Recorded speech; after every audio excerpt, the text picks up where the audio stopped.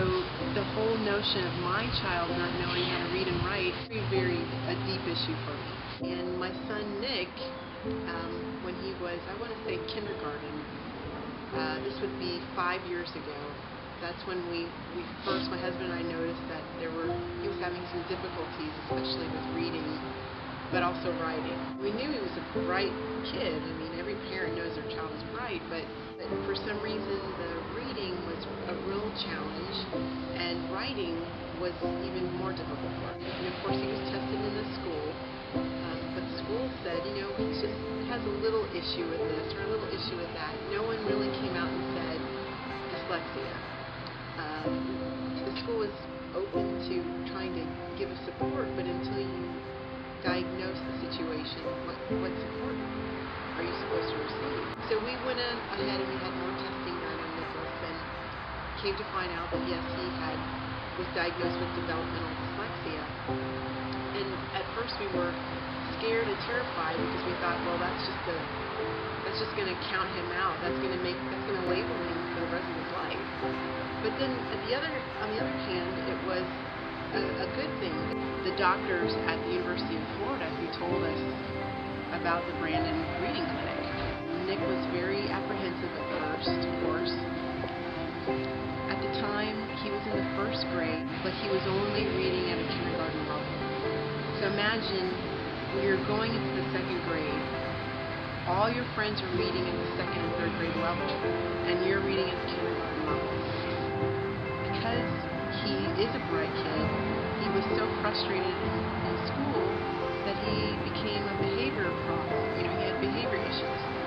And that was because he didn't understand the directions. He couldn't read the directions. He couldn't read the directions on the board.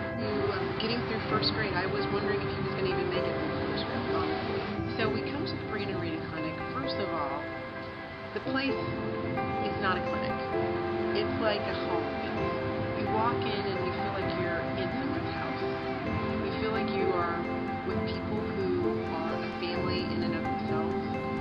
When we saw the word reading clinic, we thought, okay, we're going to some cold, damp, wet building with no ventilation, no windows. No, we came to a beautiful place, warm.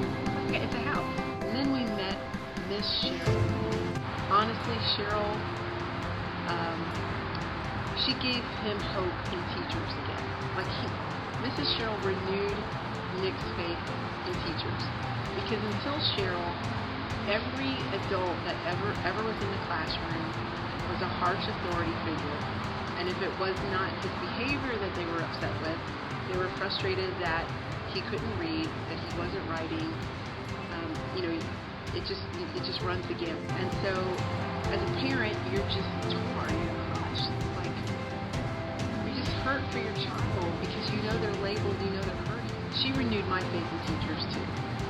Knowledgeable, kind, patient, above all things. But just so willing to help my son, willing to stop and take the time to help my child. So everything that Cheryl was doing with Nick, the teacher was reinforcing in the classroom and vice versa. So the other nice thing about the reading clinic was that there was a communication between the teacher at the school and what Mrs. Cheryl was doing in the clinic. And there was a partnership there. We had a team of people helping Nick to improve in his reading. By the end of the second grade, he was reading right at third grade level. The third grade, reading right at third grade level. By the end of third grade, he was reading above the fourth grade level. Started the second grade so wounded, so beat up by the system, feeling like there was no hope, feeling like he had no goal. He felt like he could never succeed at reading and writing. So he's now in the fourth grade and doing well. He's reading above level. He's writing. He wants to write. He enjoys writing. He's excited about going to school. He loves to read.